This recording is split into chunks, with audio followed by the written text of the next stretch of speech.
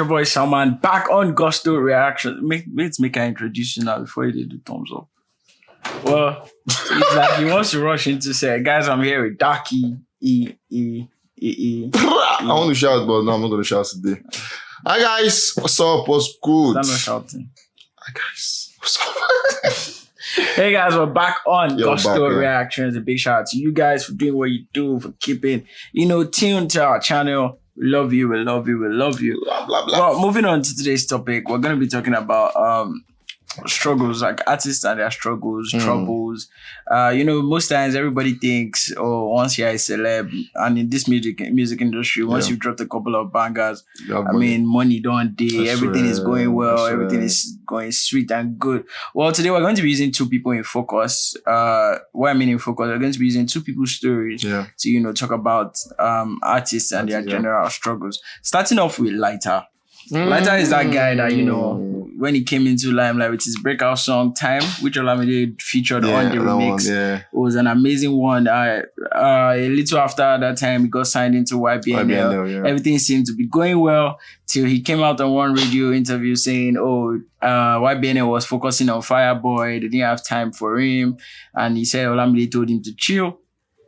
But he didn't, I guess he was just probably seeing what Fireboy was doing, and he's like, me say I want blow. So what do you think about this kind of situation in terms of artists and their record labels, or a record label, or just generally artists? I feel for me, what my thinking, I might be wrong here, but I feel like most of the time it's really difficult to stay in places like that where we signed us together, but let's say for instance, we got like 4 of us together, and then apparently 2 of them are doing better than the rest of us. So it's mental for someone like me, because I want to know why that person is doing better. So for me, I feel like you're most likely investing time to that. I know apparently it's at times 4 of us will not have the same abilities. Some person might have more ability than another person. Some person look at Mavins. Rema is the one doing best from all of them. Yes. So Johnny Drew is also doing good.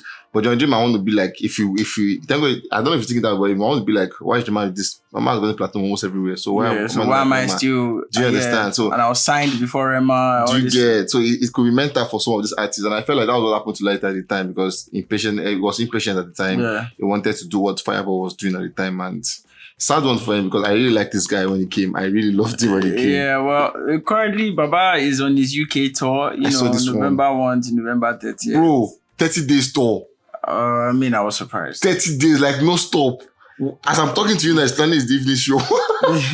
But that's amazing for him though. But we saw him recently on an interview saying he tried to return to YBNL, but Olamide didn't respond to him. Why do you think Olamide didn't respond to him? I feel like Olamide himself really don't respond to anybody lately.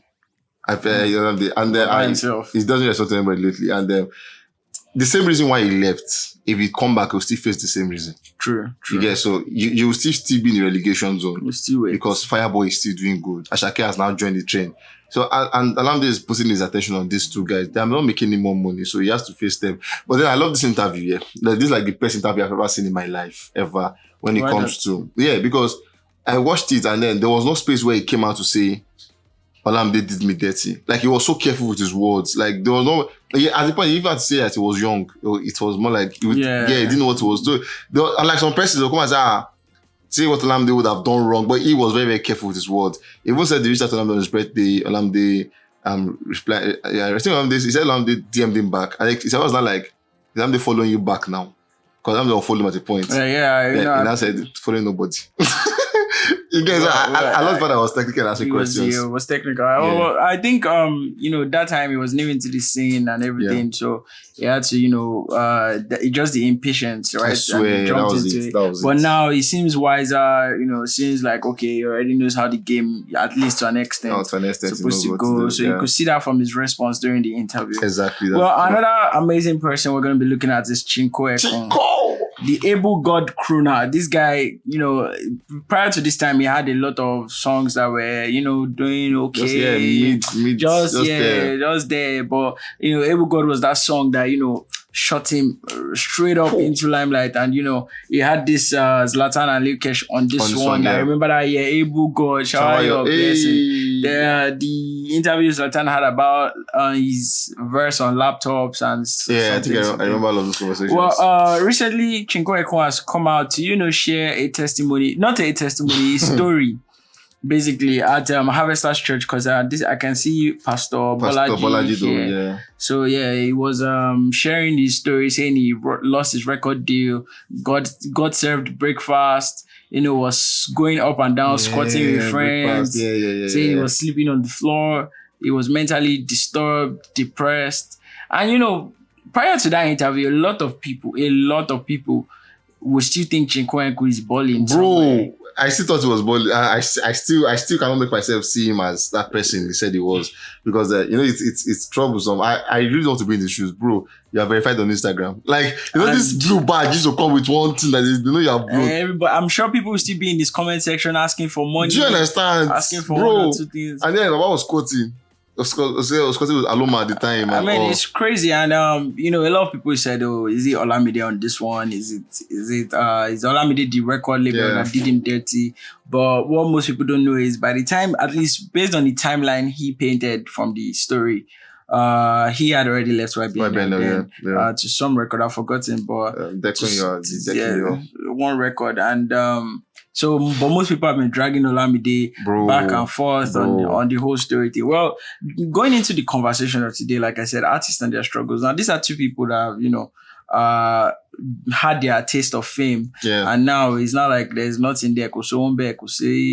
No, the fame gone is more like a curse than a blessing. Yeah, true. So true. what do you think? How would you advise artists, or dealing with this? Do you think it's okay coming out to talk about it, or it's okay to just hold back? For me, I feel like most of this stuff are it's the way life works. Yeah, you don't. It's not every time your guess is always right. You get, so there are times whereby it doesn't go as you planned it and everything, and that's why it's always advised that you have something else you're doing. If music is not paying, music is supposed to be for pleasure. As it were, it's supposed to be for pleasure. It's not supposed to be as when those people started music, when they started in those days, their days and all, it was for pleasure because they loved doing what they were doing. So whether they were paid or not was just something they wanted to do. But then it has to pay you. But if it's not paying you and then you're looking like it's going down on you, the whole weight is getting to you and you're getting broke and everything, my advice for you is very, very simple. Get a side hustle. Because you must pay bills, and then so they should learn how to barbe. No, and then that's this thing come with pressure. Like I said, imagine a blue tick person come to learn barbering salon and come to the salon. It's like you want to buy pepper, but you can't buy it. Do you understand? You have to go to some supermarket. You can't. Pay somebody to go buy. Even if you go to the supermarket, you still people will bill you, because imagine you go in ShopRite.